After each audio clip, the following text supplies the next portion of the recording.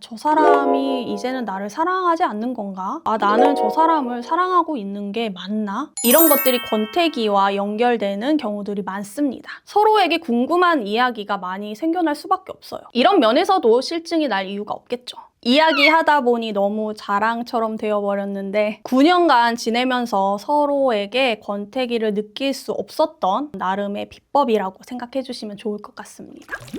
안녕하세요, 여러분. 오늘의 이야기 주제는요, 바로 권태기입니다. 권태란 어떤 일이나 상태에 시들해져서 생기는 게으름이나 실증이라고 합니다. 네이버에서 찾았어요. 3개월을 만나도 권태기가 오는 커플들이 있고, 또 수년을 만나도 권태기 한 번 없이 잘 만나시는 커플들도 있습니다. 또 제가 매일 진행하고 있는 개인 상담 중에서도요, 권태기가 왔는데 어떻게 극복하면 좋을까요? 권태기가 오지 않게 하려면 어떻게 해야 하나요? 이런 고민들을 가지고 찾아오시는 분들이 계셨어요.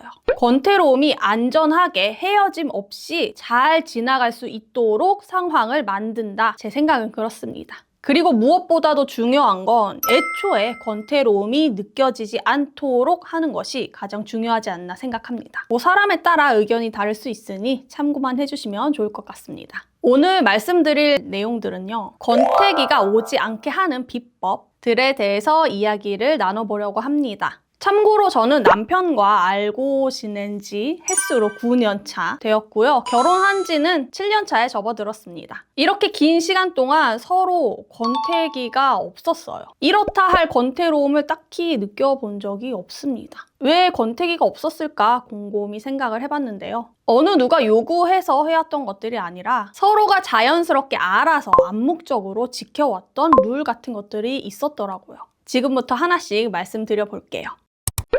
첫 번째는요, 존경심입니다. 늘 존경심이 기반이 되어 있는 사랑은 권태로울 수가 없는 것 같습니다. 내가 상대방을 보고 항상 배워야겠다, 본받아야겠다, 멋있다 이런 것을 느끼는 사람에겐 권태를 느낄 틈이 없다고 생각해요. 저는 저의 남편을 볼 때마다 존경스럽다라는 생각이 들 때가 때때로 있고요. 그런 부분들이 꽤나 많습니다. 그리고 실제로 제가 보고 배우는 점들도 많고요. 반대로 남편 역시 저에게 존경할 만한 부분이 있다고 합니다. 제 입으로 말하긴 좀 부끄럽지만 그렇다고 합니다. 중요한 건 서로를 실망시키지 않으려고 매사에 노력을 한다라는 점입니다. 보통 사귀게 되면 연애 초반에 이런 실수들을 굉장히 많이 하시는 것 같아요. 이제 사귀게 되었으니 긴장이 조금 풀어진다든지 상대방을 소홀하게 대한다든지 내 욕심에 좀 더 내 마음대로 컨트롤하고 싶어 한다든지 내가 원하는 대로 해주지 않아서 지적을 한다든지 그런 모습들이 상대방이 보기엔 내가 처음에 반했던 이 사람의 모습은 이런 모습이 아니었는데 이런 의아함이 들 수도 있고 그런 것들이 반복이 되다 보면 큰 실망감으로 자리 잡게 되는 것 같습니다. 그러면서 관계에 대해 회의감이 들고 마음에 균열이 생기는 것 같아요.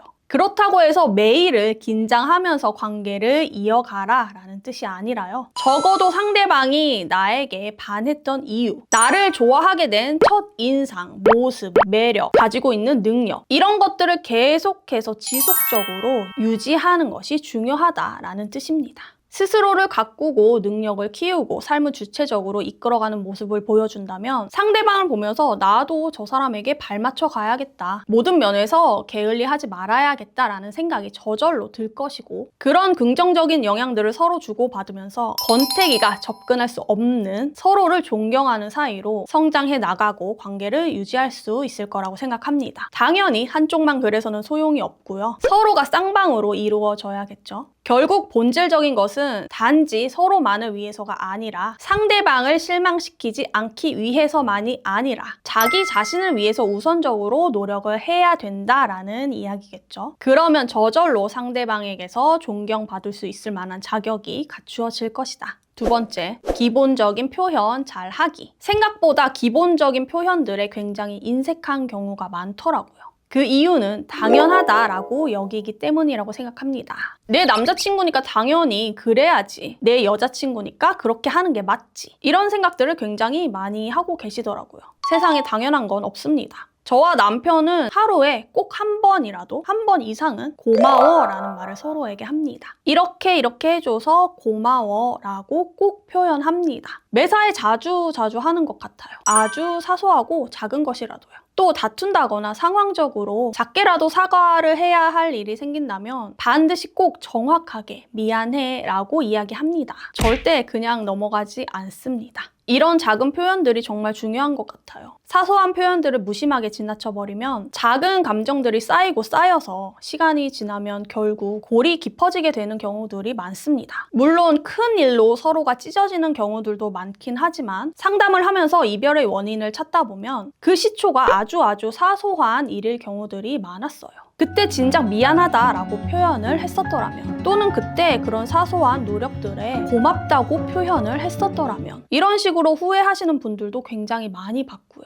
또 이런 사소한 표현들을 하지 않으면 작은 오해들이 생겨납니다. 이 당연하다라는 생각들로 저 사람이 이제는 나를 사랑하지 않는 건가? 이렇게 생각할 수도 있고요. 또 나 스스로가 그런 표현들에 인색해질수록 스스로 나는 저 사람을 사랑하고 있는 게 맞나? 이렇게 나 자신이 의심되는 순간들이 오는 경우도 있습니다. 이런 것들이 권태기와 연결되는 경우들이 많습니다. 반복적인 사소한 표현들이 쌓이면 너는 나에게 늘 소중한 사람이야 라는 것을 마음으로 느끼게 할 수 있습니다. 시간이 지날수록 신뢰도 더욱더 두터워질 수 있겠죠. 오늘부터라도 하루에 한 번씩 나의 남자친구에게, 여자친구에게 고마워 라는 표현 꼭 하기, 매일 하기. 그러면 권태기가 올 틈이 없을 겁니다. 세 번째, 늘 적당한 거리 유지하기. 이건 너무 INTJ스러운 방법이기도 한데요. 그런데 이건 MBTI를 떠나서 사람과의 관계엔 반드시 적당한 거리가 필요하다고 생각합니다.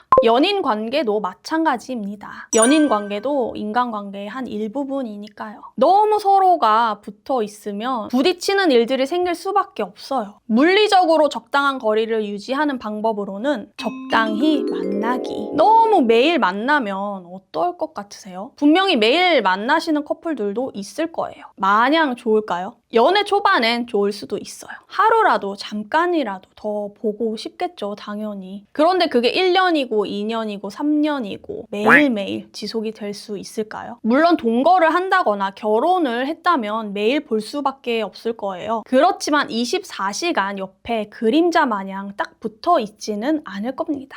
자신만의 시간을 꼭 가지셔야 합니다. 그리고 적당한 거리가 있어야 권태로움이 생겨나지 않습니다. 아까 네이버에서 찾은 권태의 뜻이 무엇이었나요? 실증이었죠. 적당한 거리 없이 지내면 실증이 나기 싫어도 날 수밖에 없습니다. 물리적인 거리뿐만이 아니라 정서적인 거리 역시 마찬가지예요. 여러 번 소재로 다루기도 했었지만 연락 문제로 서운함을 많이 이야기하시는 분들의 특징이요. 떨어져 있어도 확신을 받길 원하고 연락의 횟수로 사랑을 확인받길 원하고 계속해서 너와 내가 연결되어 있고 싶다. 연결되어 있는 느낌을 받고 싶다 라는 마음이 커서 그렇거든요. 무엇보다도 독립된 정서가 제대로 구축되어 있지 않기 때문입니다. 그런 마음은 상대방으로 하여금 실증이 나게 만들 수밖에 없어요. 처음에는 연애 초반에는 사람에 따라 그런 것을 이해하는 사람도 물론 있겠지만 1년이고 2년이고 3년이고 계속해서 나와의 연결을 확인하고 연락의 빈도수로 사랑을 확인하려 하고 요구를 한다면 독립적인 정서가 잘 구축되어 있는 상대방일수록 점점 더 혼자만의 시간을 원하게 될 테고 그런 시간을 갖지 못하게 막는 상대에게 지칠 것이고 권태감을 느낄 수밖에 없겠죠.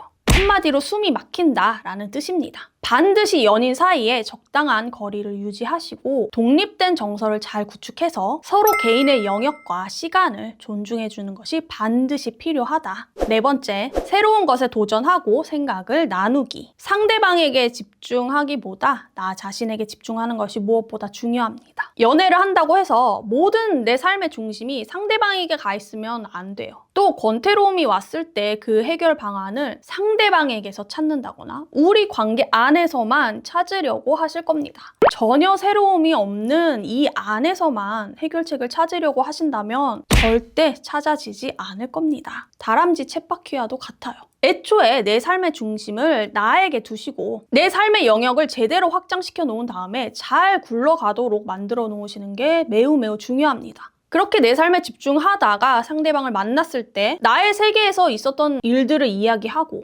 또 상대방의 세계에서 있었던 일들을 궁금해하고 그런 대화들을 서로 나누면서 거기에서 새로운 것들을 얻고 동기부여를 얻고 건강한 자극을 받고 이런 식으로 계속 꾸준하게 관계를 이어가신다면 솔직히 권태기가 올래야 올 틈이 없습니다. 매일매일 똑같이 상대방에게만 집중을 하시면서 연락이 오나 안 오나 하루 종일 핸드폰만 들여다보고 상대방만 바라보며 내 삶은 멈춰 있으니 새롭게 이야기 꺼낼 만한 주제들이 없고 반복된 대화 패턴만 이어간다면 누구나 다 권태로움을 느낄 수밖에 없지 않을까요? 재미도 없고요. 만약에 권태기가 왔다 하더라도 그 해결책을 상대방에게서만 그리고 우리 관계 안에서만 찾기보다는 내 삶 안에서 나의 세계 안에서 새로운 것들을 경험하고 실행하고 도전하고 시야를 많이 넓히다 보면 생각이라는 게 그리고 마음이라는 게 환기가 되거든요. 그러다가 상대방을 만났을 때 내가 경험했던 것들에 대해서 이야기를 하고 싶어지고 또 마찬가지로 상대방의 세계에서 있었던 새로운 일들이 궁금해지고 그런 방식들이 권태로움을 이겨낼 수 있는 잘 지나보낼 수 있는 하나의 해결책이 되기도 합니다. 서로 각자의 시간을 가지면서 내 삶 안에 새로운 것들에 대해 끊임없이 고민하고 도전하고 실행하면서 발전을 위해 생각을 나누는 것이 연인 관계에서 매우 중요한 부분이라고 생각합니다. 한 가지 쉽게 예를 들어볼게요.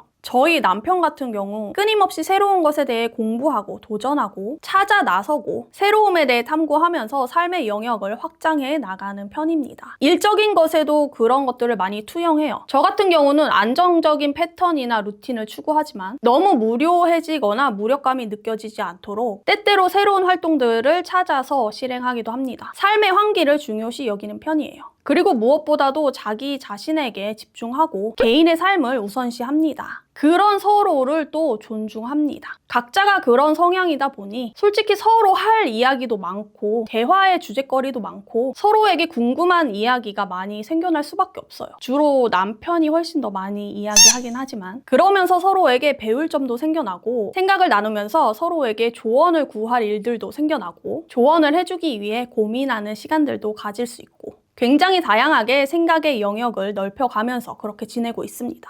권태로울 틈이 있을까요? 외적인 모습도 마찬가지입니다. 저는 웬만하면 물론 어렵지만 관리하려고 노력을 많이 합니다. 물론 결혼 전에 아가씨 때보다는 살이 쪘지만 그리고 그렇게 대단한 몸매도 아니지만 여기서 더만 찌지 말자라는 생각으로 식생활과 생활 습관에 신경을 많이 쓰고 있습니다. 남편도 마찬가지로 외적인 모습을 꾸준히 잘 관리하려고 노력합니다. 아저씨 됐다고 마냥 퍼져 있지만 않습니다. 물론 그렇게 대단한 몸매는 아니지만 그래도 노력하는 모습이 제 눈에는 많이 보입니다. 이런 면에서도 실증이 날 이유가 없겠죠. 이야기하다 보니 너무 자랑처럼 되어버렸는데 9년간 지내면서 서로에게 권태기를 느낄 수 없었던 나름의 비법이라고 생각해 주시면 좋을 것 같습니다. 오늘 제가 말씀드린 내용들은요, 사실 뭐 어디에서 과학적으로 증명된 방법들이라기보다는요, 제가 실제로 살아오면서 느꼈던 것들, 경험하면서 얻었던 것들을 위주로 저의 개인적인 생각들을 정리해서 말씀드려보았고요. 조금이나마 연인과의 권태기로 걱정하셨던 분들, 혹은 이제 막 연애를 시작하시는 분들께 도움이 되었으면 좋겠습니다. 저의 생각이 무조건 절대적인 것이다 라는 것은 아니니 즐겨봐주시고 참고만 해주시면 좋을 것 같습니다. 오늘 제가 준비한 내용은 여기까지고요. 구독자 여러분들께 늘 감사드립니다. 궁금하신 점이 있으시다면 또 댓글 많이 남겨주세요. 제가 영상으로 가져와 보도록 할게요. 개인 상담이 필요하신 분들께서는 영상 아래 더보기란 참고해주시면 좋을 것 같고요. 그럼 저는 또 다음 영상에서 만나 뵐게요. 안녕.